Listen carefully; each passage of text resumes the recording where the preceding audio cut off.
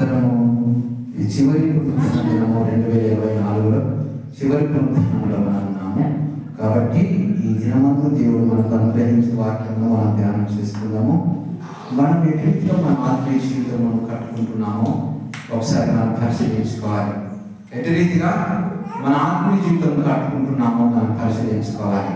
ఎందుకంటే మన ఇహ సంబంధికులం కాదు, పరలోక సంబంధికులం.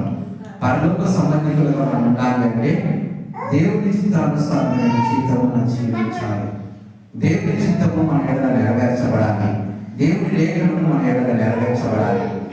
దేవుని లేఖనము నీ ఎడల నా ఎడల నెరవేర్చబడతలేదంటే మనం పరలోక సంబంధికులుగా ఉండలేము. దేవుని బిడ్డలారా, పరలోక సంబంధికులుగా మనం ఉండలేము.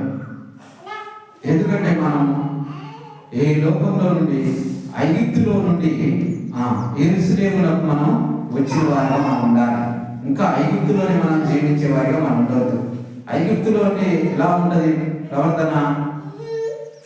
ఇతర వారిని నిందించుడు, ఇతర వారిని హింసించుడు, ఇతర వారి నిమిత్తం మాట్లాడటము, ఇతర వారి నిమిత్తము మనము ఇంకా ఆయాసకరమైనటువంటి మాటలు మాట్లాడటమే ఐగుప్తులో ఉన్నటువంటి జీవితము, ఈ లోకంలో ఉన్నటువంటి జీవితము. యెరూషలేములో ఉన్నటువంటి జీవితం ఏంటంటే ఇతర వారిని ప్రేమించడం, నిన్ను వలె నీ పొరుగు వారిని ప్రేమించడం, నిన్ను వలె నీ పొరుగు వారిని ప్రేమించడం అనేది యెరూషలేములో ఉన్నటువంటి జీవితం, దేవుని బిడ్డలలో ఉన్నటువంటి జీవితం.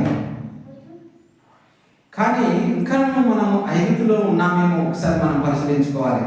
ఇంకనూ ఈ లోకంలోనే ఉన్నామేమో, ఇంకనూ దేవుని మనసు, ఆత్మ సంబంధమైనటువంటి మనసు, మారు మనసు అనుభవం, తిరిగి జన్మించిన అనుభవం మనలో ఇంకా ఉన్నదో లేదో అని మనం పరిశీలించుకోవాలి. దేవుని బిడ్డలారా, హల్లెలూయా. కాబట్టి ప్రియమైన దేవుని బిడ్డలారా, మనము దేవుని పరలోక రాజ్యంలోకి మనం ప్రవేశించాలి అంటే ఖచ్చితంగా నూతన మనసు కావాలి. నిన్ను వలె నీ పొరుగు వారిని ప్రేమించమని అనే స్వభావం మనలో ఉండాలి. మనము ఇంకా తిరిగి జన్మించిన అనుభవం కలిగి ఉండాలి. అనేకులకు మనం సాక్షి జీవితం కలిగి ఉండాలి. మన ప్రత్యక్షత అనేకులకు మార్గము చూపాలి. హల్లెలూయా. ఎక్కడికి మార్గం చూపాలి అంటే మందిరమునకు మార్గము చూపాలి. మన ప్రత్యక్షత మందిరమునకు మార్గము చూపేదిగా ఉండాలి. కాబట్టి ప్రియమైన సహోదరి సహోదరుడా, దేవుడు మనల్ని ప్రేమించి ఇంకనూ సజీవ లెక్కలో మనం ఉన్నామంటే ఆయన కృప, ఆయన కృప. దేవుడిచ్చినటువంటి ఈ జీవాత్మ, ఆయన నా జీవాత్మని, నేనిచ్చినటువంటి ఆత్మను నాకు మళ్ళీ తిరిగి ఇవ్వమంటే పరిస్థితి ఏంటి? దేవుడికి ఇచ్చినవి మనము అడగకూడదు. మళ్ళా దేవుడు మనకి ఇచ్చిందని దేవుడు అనుకుంటున్నాడా? మీకు ఉపకరణాలు చేస్తున్నాడు, మీకు సహాయం చేస్తున్న దేవుడు. దేవుడు మనకి ఇచ్చింది ఏమిటంటే జీవం. జీవం దేవుడు ఇచ్చింది.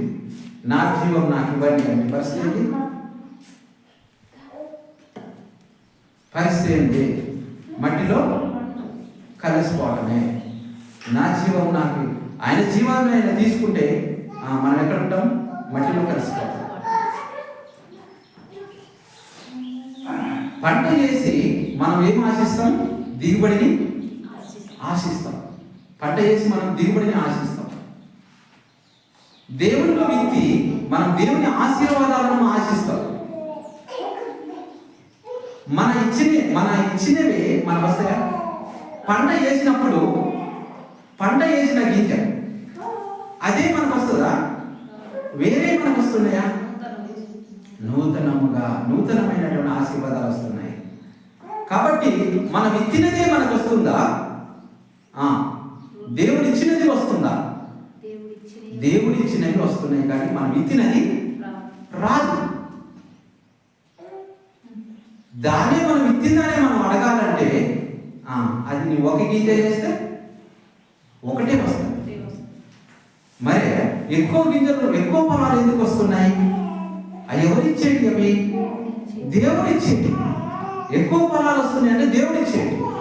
అంటే మనం ఒకటి ఇచ్చినప్పుడు ఎక్కువ ఫలాలు వస్తున్నాయి, ఒకటి ఇచ్చినప్పుడు ఎక్కువ ఫలాలు వస్తున్నాయి. అవి దేవుడిచ్చేటి.